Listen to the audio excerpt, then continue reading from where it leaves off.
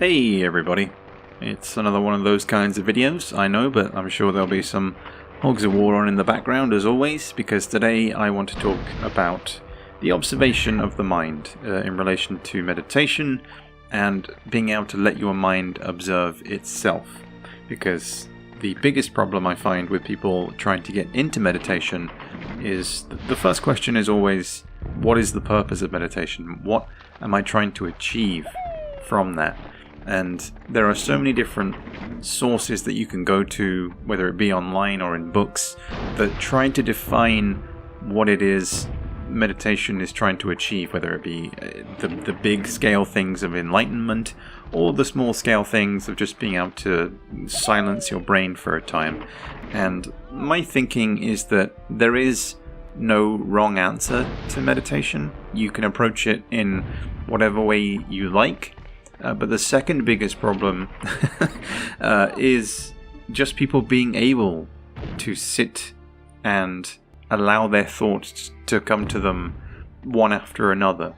A lot of people, with just how proactive the brains of people are today, especially if you look at the likes of ADHD and that kind of thing, people find it very, very difficult these days to just shut up, just to shut their brain up for a time. And the same goes for sleep as well, I suppose. But when it comes to meditation, my thinking is always that you are becoming the observer, not just of the world around you, but your mind as well.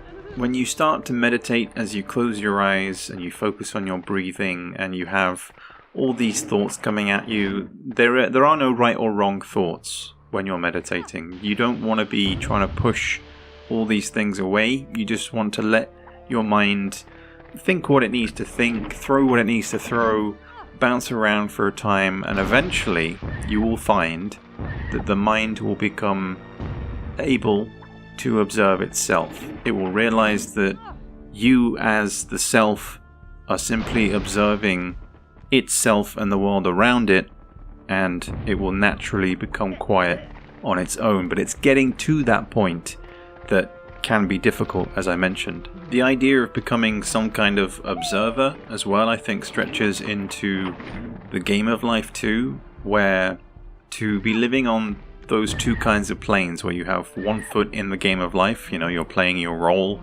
your name, your job, all that sort of stuff. The other foot in the other door of the inner self, I suppose, where rather than doing as everybody else does in reacting to life, you're simply remaining neutral and observing things that are happening in the game of life. I have heard that quote quite a lot as well, just that everybody is not living life, they're simply reacting to it. And I think that is quite true, especially with how easily you can become worn down when you're so engrossed in the game of life, when you're so into the job that you're in, when you feel like you're stuck in a rut, when you don't know anything else. The game of life, and I know I use that phrase a lot, but the game of life is all you know. And I think when you look at the likes of social media, the things that propagate that idea of, look at this, react to this, look at this, there's just things constantly being pushed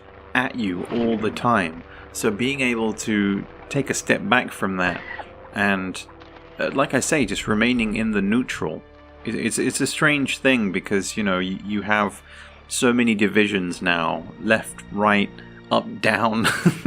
Everything comes from the same center, yet everything online especially has been algorithmically pushed to cause division, and has forced those that don't know any better to just react to things and cause controversy or cause conflict, and it's just this perpetual cycle. So being able to just observe the happenings of the world and not reacting to them in a positive or negative way, just simply observing them, that is honestly the easiest thing to do. It's because of that constant stream of information that I've taken to using meditation as a means to step out of the game of life, to have that time out, to go outside, to sit, to close my eyes and just allow my thoughts to come to me, to filter them out slowly, and then just observe the world as a happening, to be able to listen to the sounds around you, because the easiest way to get into the meditative state is to start by listening.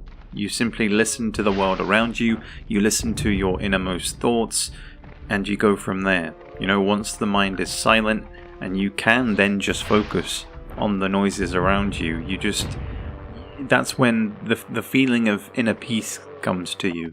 That's when everything just falls away and becomes a happening. You are a part of that happening, of the world, of the wind, of the leaves rustling, of the mouse in the bush next to you. Because I was sat outside and I was hearing things that if I didn't have my eyes closed, I would not have heard, I would not have picked up on. Our sense of hearing is more acute than you think it is, but we barely use it half the time because, again, we're all drowning in content. We're drowning in videos. As you're listening to me talking on this digital platform right now, I'm a sound. That's what I am, but I'm a happening right now as you're listening. It's crazy. The coolest thing to me is how we are all the universe, being self-aware and simply observing itself. Like, that concept, that idea, whatever you want to call it, is pretty cool, you have to admit. Just the self-awareness and the insanity that is being conscious is quite something. And the deeper you go, the more you'll find just how much of an illusion the game of life actually is, and how little of it actually matters in the grand scheme of the universe, of the cosmos, of your own immortal spiritual being and existence. If you're looking at getting into meditation, then I would start by going outdoors. I would recommend being outdoors, preferably in good weather, but sometimes you may find if you progress that going outside in harsher weather is actually more interesting. If it's raining or what have you, you have more sounds to observe, more things to hear. But start, with nice weather. Get yourself a nice comfy seat. You don't want to be going at it to the point where you're, falling asleep. You want your mind to be awake.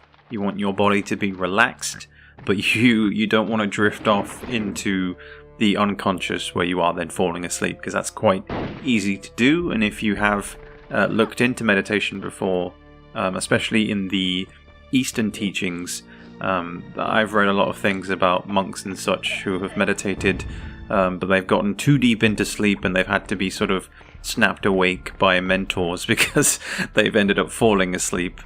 So it's quite a fine line, but once you find the groove, I guess, it is very beneficial in the long run. But don't be discouraged, just keep at it, and remember that there is no right or wrong. You simply want to be listening to the world around you, to listen to your thoughts as they come to you, and don't assume that what you're thinking or the thoughts that are coming to you are the wrong thing that should be happening in that moment. If you look to set aside some time during your day, it could be as short as 10 minutes, but just being able to get outside, to drop everything, drop all the baggage, close your eyes and begin focusing on your breathing. Switch to manual breathing mode. That's usually the easiest approach. And as you focus on your breath, all your thoughts will come to you. You'll be able to just listen to the world around you, and you go from there. It's really a self process, where there is no right or wrong answer. You just sit quietly and observe. But I wish you guys all the best. Plenty more videos to come in future, including many other topics that I hope to talk about in greater detail. But I hope you guys enjoyed. Let me know your thoughts on everything in the comments, and I will catch you guys later for the next one.